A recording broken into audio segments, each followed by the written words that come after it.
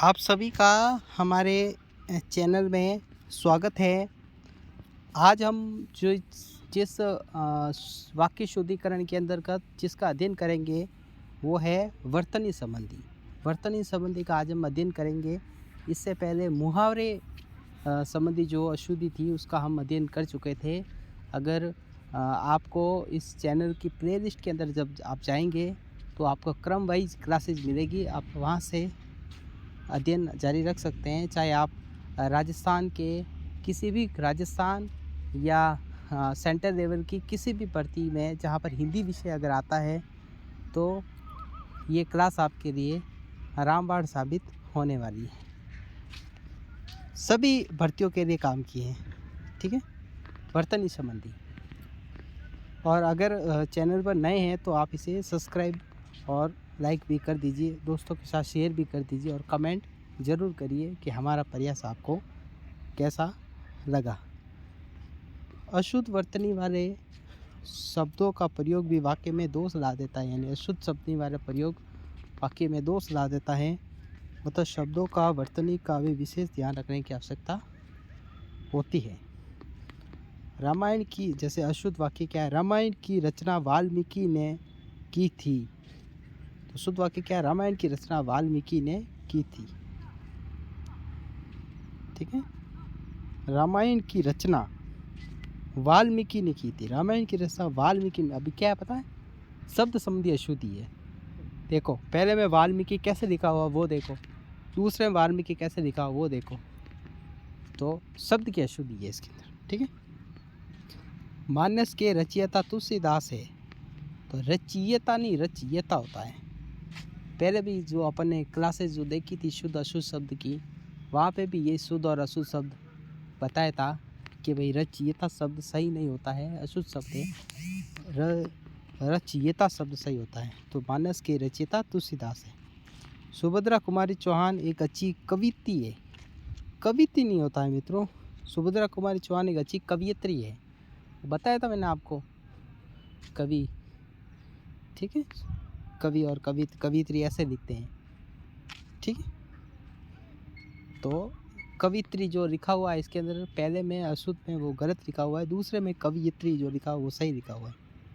अतिथि भगवान का रूप होता है, ठीक है। अतिथि भगवान का रूप होता है, ठीक है। अतिथि भगवान का रूप होता है और अतिथि भगवान का रूप होता है, ठीक है। इसमें भी देखो यहाँ पे अशुद्धि है, ठीक है। शिक्षा से भविष्य उज्जवल होता है, तो उज्जवल में भी आपको बताएं, उज्जवल के अंदर दो ज आते हैं, ठीक है। रामायण ने अहिल्या का उद्धार किया था। रामायण ने अहिल्या नहीं अहल्या का उद्धार किया था। ये भी जो अपने शब्द और शुद्धिकरण जो टॉपिक पढ़ा था हमने, शब्द शुद्धि के अंदर बहुत सारे शब्द हमने पढ़े थे कि कौन सा शब्द अशुद्ध होता है, कौन सा शब्द शुद्ध होता है। ये सारे हमने जो है उस क्लासेस के अंदर अपन देख चुके थे।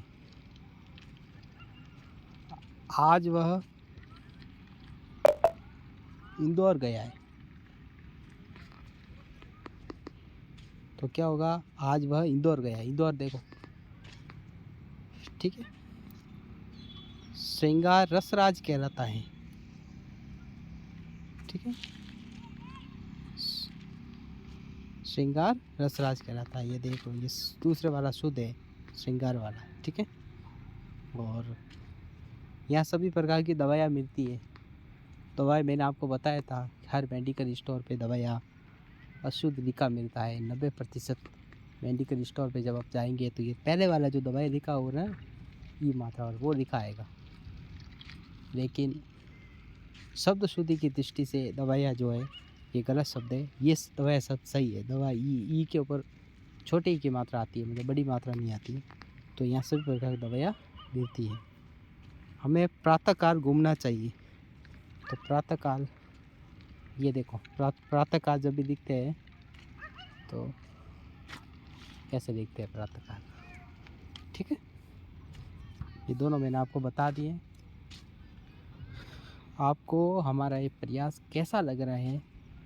देखो, इस पे समझाने लायक, इस टॉपिक पे समझाने लायक कुछ भी ज़्यादा नहीं था। पिछली जब आप क्लास जाके देखेंगे तो मैंने बहुत बेहतरीन तरीके से समझाया है।